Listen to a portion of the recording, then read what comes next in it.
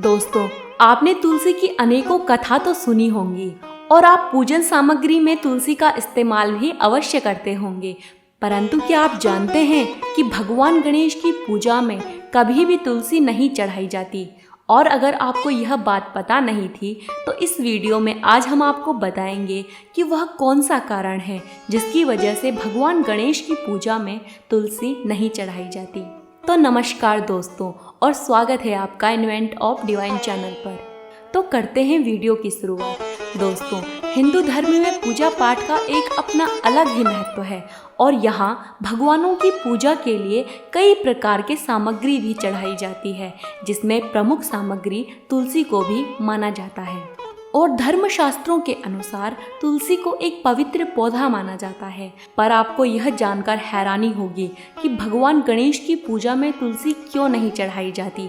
एक बार की बात है जब भगवान गणेश गंगा के किनारे तपस्या में लीन थे और भगवान गणेश एक पत्थर पर बैठे हुए थे और उनके पूरे शरीर पर चंदन लगा हुआ था।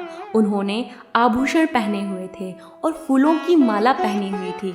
उसी समय तुलसी अपनी शादी की इच्छा अपने मन में लिए यात्रा पर निकली थी और उनकी नज़र भगवान गणेश पर पड़ी।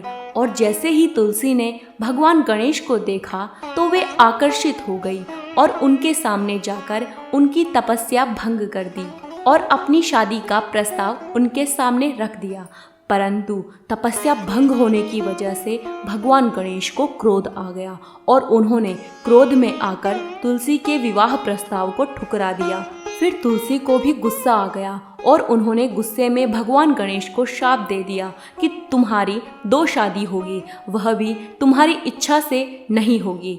फिर दोनों में इसी प्रकार युद्ध छिड़ गया और भगवान गणेश ने भी क्रोध में आकर तुलसी को शाप दे दिया कि तेरी शादी एक असुर के साथ होगी।